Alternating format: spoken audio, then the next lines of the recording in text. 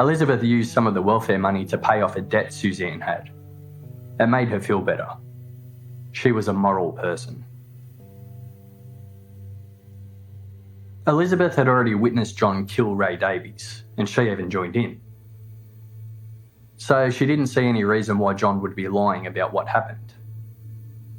Although he never did explain exactly why it was necessary to cut her up into little pieces. So it was now just John's ex-wife, Veronica, who was living at 203 Waterloo Corner Road. But by the end of 1996, she had enough and decided to move out. John and Robert decided to help her move. While they were in the process of moving, John got chatting with his old neighbour, Robert Skews. Mentioned to him that he was having trouble with a hole in the backyard. Thought it was sinking in. He said to Robert that he might have to fill it in with concrete. That should fix the problem.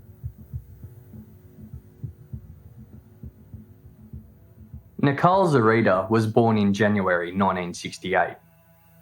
Hers was another tragic upbringing. Another traumatised soul who eventually found her way to the northern suburbs of Adelaide, settling in a place at Salisbury North. Nicole was brought up in Sydney. Raped by her own father when she was growing up, she was hopeful when her mother moved away and remarried. But her stepfather and her step-grandfather were no better. She ran away from home in her teen years and spent some time in King's Cross in Sydney, a place notorious for prostitution and drug use. Nicole didn't know many decent men in her life. She eventually moved to Salisbury North in 1992 with her 1-year-old son. The father of her son didn't hang around. She moved to Salisbury North with her cousin Maxine. Maxine herself experiencing a similar traumatic upbringing to Nicole. Not long after they moved there, Maxine started dating a man by the name of Peter Gardner. Peter had a brother, Michael Gardner. Michael preferred to be called Michelle. He couldn't afford a sex change, so he made do by dressing up in women's clothes, wearing stockings and wigs. Nicole got along well with Michael. She really liked him. He was 19 years old when he moved into board with Nicole in July 1997. She found Michael to be a lovely, caring person, and she didn't care that he liked to dress up as a woman. She even helped him, painted his nails and things like that. He was flamboyant and openly gay. The disturbing theme that has been a constant throughout this story continues with Michael Gardner. He was sexually abused by his stepfather when he was just 14, after which he was put into foster care. Maxine's relationship with Peter Gardner didn't last. Maxine happened to live on the same street as Jamie Vlasakis, who was no longer living at home. Maxine got to know Jamie and his girlfriend at the time, and that's how Jamie got to know Nicole and her housemate, Michael Gardner. Jamie hated Michael. The young protege of John Bunting looked at him with disgust. Thought he was nothing but a big poof. It's through Jamie Vlasakis that Robert Wagner met Maxine, and he eventually worked up the courage to ask her out. Their relationship blossomed. They spent a lot of time at each other's places. And it wasn't long before Maxine was introduced to Robert's best mate, John Bunting. Maxine was aware of Robert's past relationship with Barry Lane. She quickly learnt to never bring it up though, after Robert had to go to hospital when he smashed his hand against the wall the first time she mentioned it. In September 1997, Nicole went away and left Michael Gardner in charge of the house. Nicole had been away for 10 days when she got a phone call. Her friend told her that her place had been ransacked. Some of her furniture and a TV had been stolen, and Michael was nowhere to be found. Nicole couldn't believe Michael had betrayed her. She returned home, and not long after she bumped into John Bunting and Robert Wagner. She asked them if they had seen Michael. And she was in luck. John said that yes, he had seen him down the road not long after he heard that he stole her gear. John told Nicole he yelled a heap of abuse at him, called him a poofter thief. Nicole thought it was odd that Michael had done this to her and taken off without his wallet, which contained all of his identification. Pretty soon the phone calls started.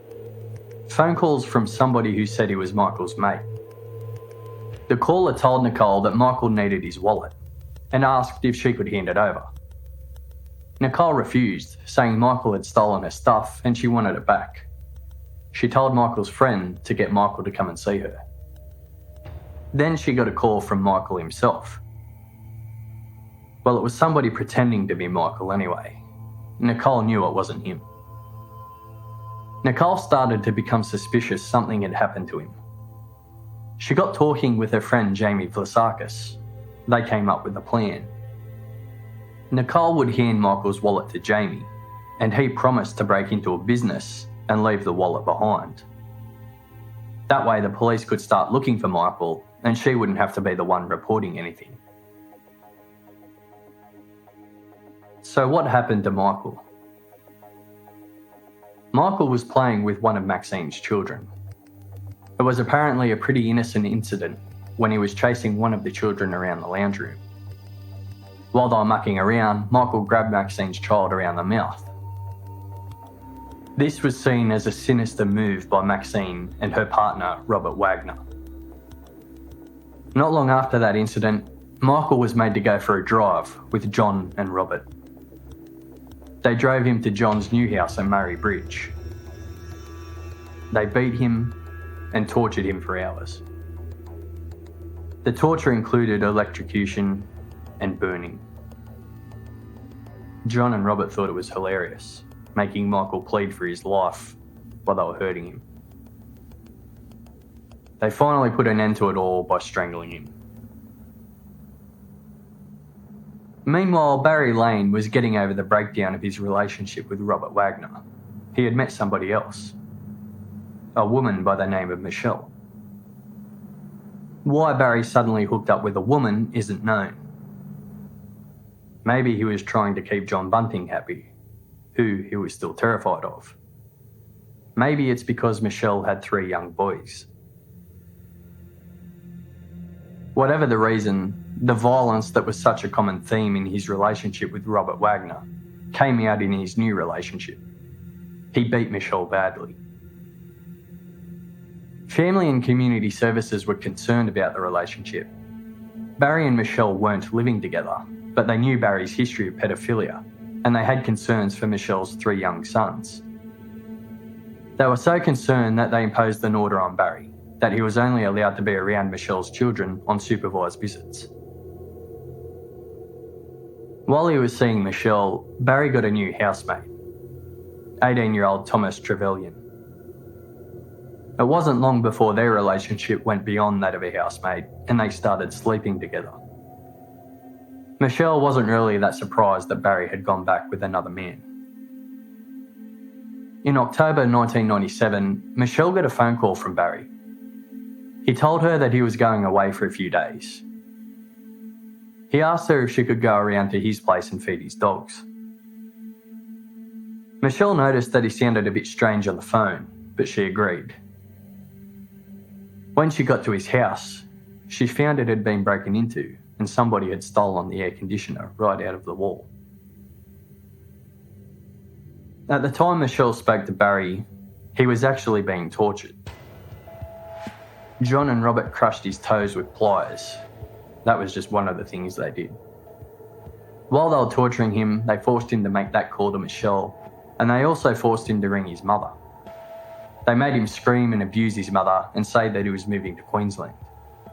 He told her never to contact him again. They also got Barry to hand over the PIN number for his bank cards. Barry's new housemate, Thomas Trevelyan, was there as well. John and Robert ordered him to join in the torture of Barry. It was Robert who finally put an end to Barry's pain and suffering by strangling him. They disposed of Barry's